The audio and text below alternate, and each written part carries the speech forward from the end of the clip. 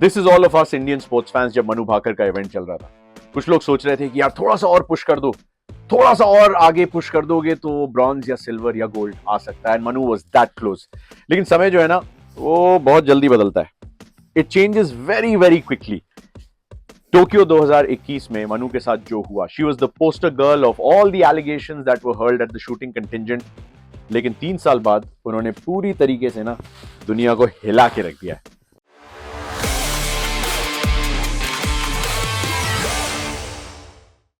और मनु की कहानी को मैं थोड़ा सा और डिटेल में आपसे बात करना चाह रहा था क्योंकि 2 ब्रॉन्ज मेडल आ चुके हैं उनके नाम ऑलरेडी। ये उनका तीसरा फाइनल था।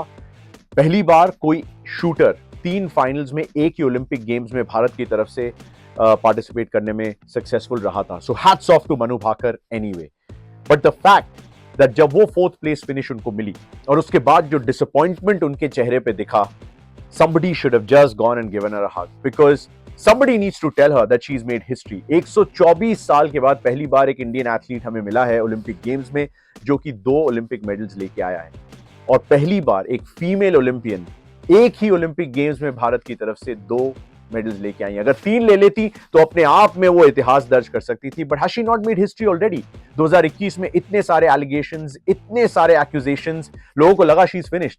ये वही लड़की है जिसने 16 साल की उम्र में हम लोगों के लिए कॉमनवेल्थ में गोल्ड मेडल जीता था। अब लोग कह रहे थे that was just Commonwealth. But in the Olympic Games, after the disappointment of 2021 in Tokyo, she's bounced back in 3 years. She's only 22 years of age. और अभी भी एक पूरा करियर उनके आगे आना बाकी है। And she's done something totally unthinkable. My heart goes out to Manu Bhaker because उनका खुद का disappointment देख के हमें और निराशा हो रही थी कि यार मनु को खुद अपने आप से इतनी बड़ी उम्मीदें थी।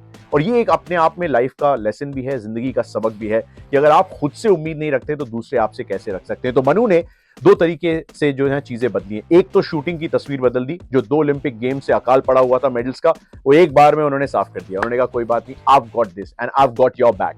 और उसके अलावा एलए में जो 2028 में ओलंपिक गेम्स होंगे जिसमें भारत जाएगा, उसमें उन्होंने बता दिया कि she will be 26 by then and she'll be ready to convert the colors of these bronze medals to silver or maybe even better because जिस grace, जिस humility के साथ उन्होंने defeat को accept किया और बताया कि मैं लड़ूंगी, मैं आगे भी बढ़ूंगी। So first of all I want to start off with a salute to Manu Bhaker क्योंकि जो उन्होंने किया है वो इतिहास में कभी नहीं हुआ, especially from a female Olympian from India। So she's already become a trailblazer। खेल रत्न तो बनना ही चाहिए। आप भी कमेंट सेक्शन में बता दीजिएगा कि खेल रत्न कब मिल रहा है मनु भाकर को। डेट बता दीजिए, मंथ बता दीजिए because she absolutely deserves all the accolades, all the achievements, all the awards that are going to come to her। The other disappointing news that came from day number 8 was from Deepika Kumari। Now she's been an ace archer। कई बार Olympic games का वो हिस्सा रह चुकी हैं। 2012 के Olympic games में एक बडिंग आर्चर की तरह वो उभरी थी। बट वंस अगेन वो क्वार्टर फाइनल स्टेज तक पहुंचती हैं और वहां पे आ जाती हैं एक Korean shooter.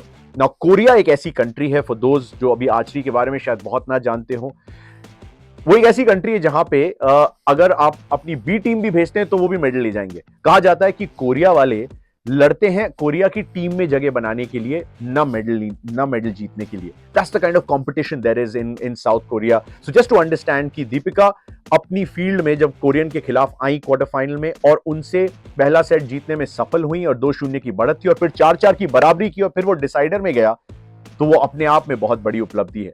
Now I know archers से थोड़ा डिसअपॉइंटमेंट हाथ लगा है पिछले कुछ सालों में, बट दीपिका ने फिर से सबको याद दिलाया कि she is here to fight, she is here to keep the flag flying high।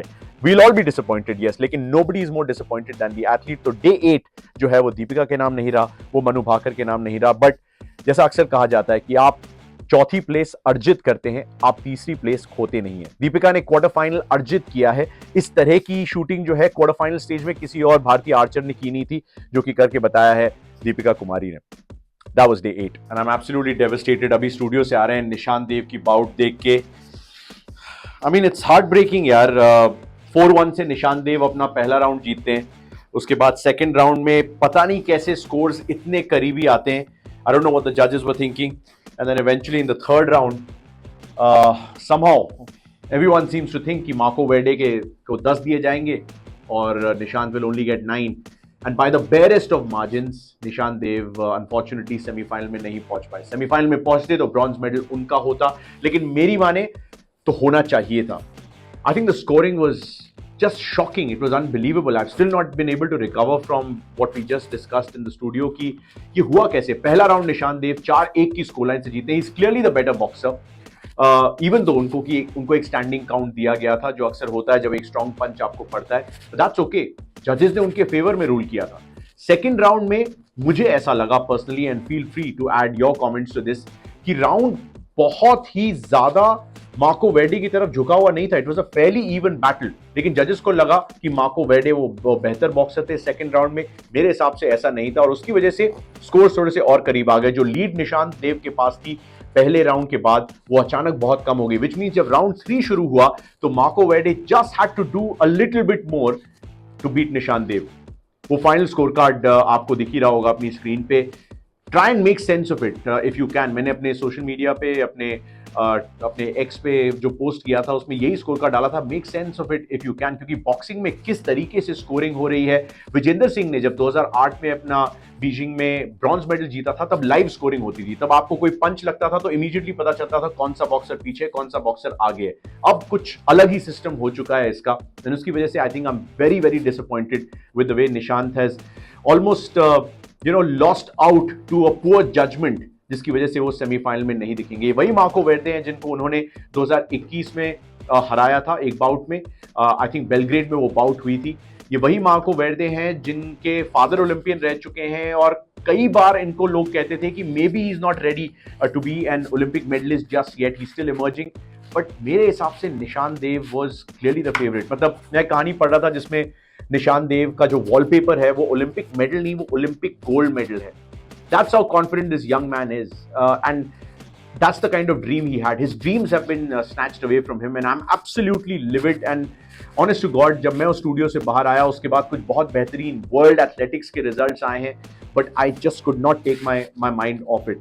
ये वही बंदा है निशान देव जिसका 2010 में एक एक्सीडेंट हुआ था जिसमें वो स्टेयर से गिरे थे. उनका राइट शोल्डर जो था वो डिसलोकेट हो गया था. उन्हें एक रॉड डालनी पड़ी थी अपने शोल्डर में. 2022 में उस रॉड के डालने की वजह से इन्फेक्शन हुआ और उस इन्फेक्शन को ट्रीट करने के चक्कर में पूरा 1 साल ये बंदा जो है ये बाहर रहा बॉक्सिंग से. उसके बाद 2024 में इस तरीके से वापसी करता है. Clearly the better boxer on the night यार. बट उन कंधों में जितनी तकलीफ उन्हें हुई है, जिसके बावजूद वो पेरिस में आए हैं, उस कंधे पे पूरे भारत की उम्मीदें थी, उसका भार था और उसको बखूबी उन्होंने निभाया. So well done to him. Chin up brother.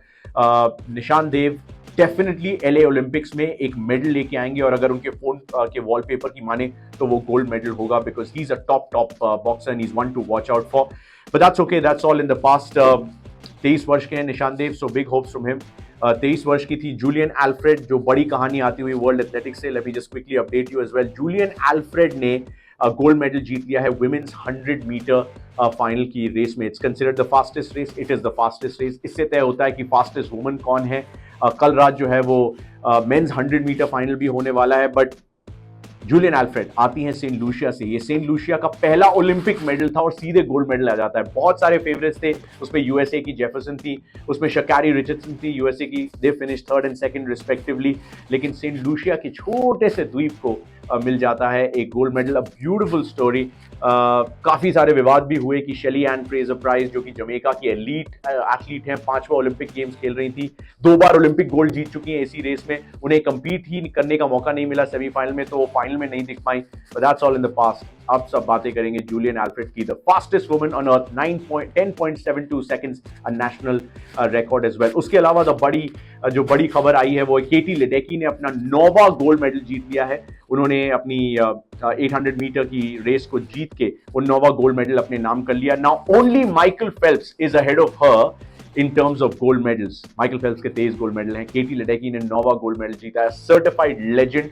मतलब पावो नूरमी और कार्ल लुइस के 9 गोल्ड मेडल हैं. अब उस फहरिस्त में आ चुकी हैं Katie Ledecky. So congratulations to her as well. So 2 big stories coming out of world athletics. Day 8 के खत्म होते होते, लेकिन भारत जब 8वें दिन को मुड़ के देखेगा तो याद आएंगे याद आएंगी मनु की वो आंखें जिनमें वो गोल्ड मेडल सिल्वर मेडल नजर आ रहा था। याद आएगा कि किस तरीके से दीपिका कुमारी जो है वो सेमीफाइनल की दहलीज तक आ गई थी और वो उनके हाथ से चला गया और निशान देव के हाथों से कैसे वो सेमीफाइनल की जो जगह थी वो छीन ली गई। But that's the wrap of day 8 and now will switch our attention to day 9। Day number 9 is finally here. Now day number 9 में 3 बड़ी स्टोरीज जिन पे आपको नजर रखनी होगी will be India versus great Britain in the men's hockey quarter final.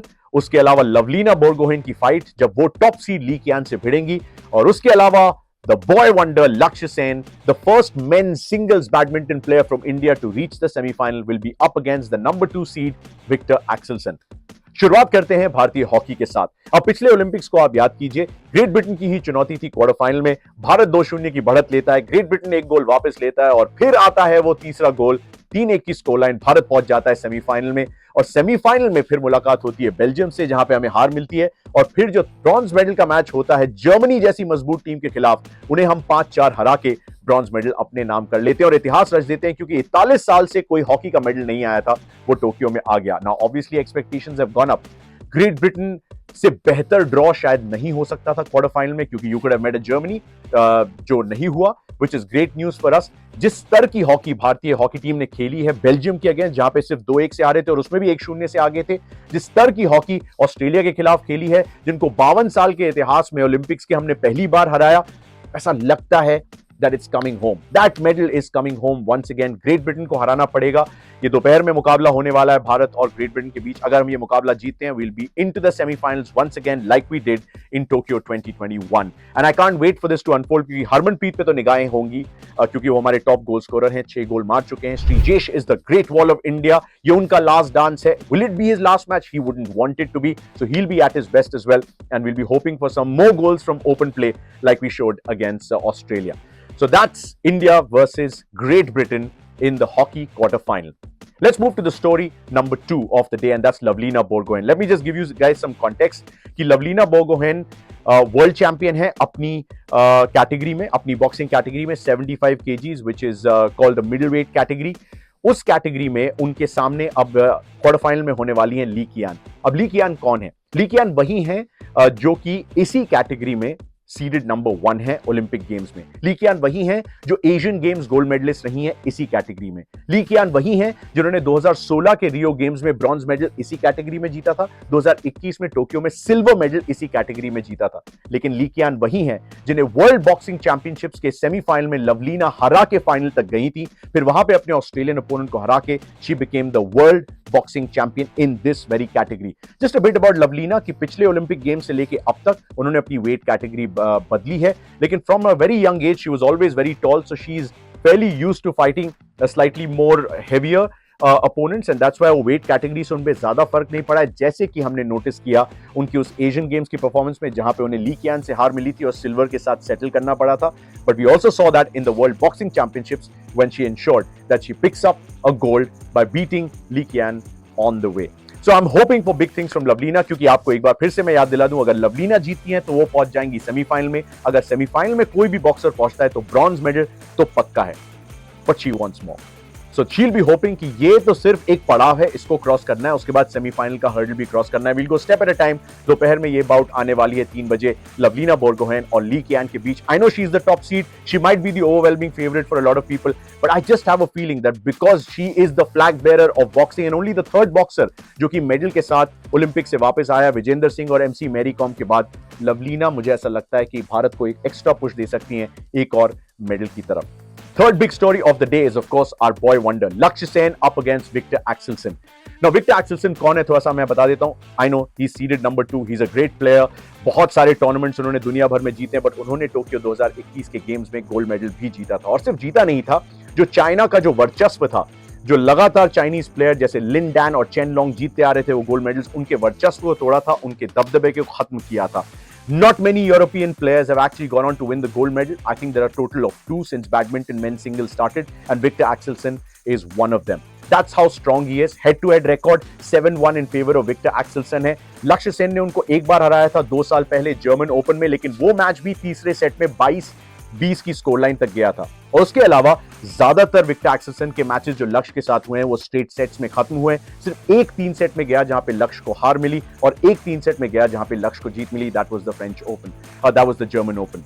So I am hoping that Laksh can just put all this record behind him and say, I'm going to start afresh. I don't care that's Victor Axelsen. That is an opponent that's standing in my way towards the silver or the gold medal. मुझे इनको हराना है. It's not going to be easy, but as we always say, making history never is.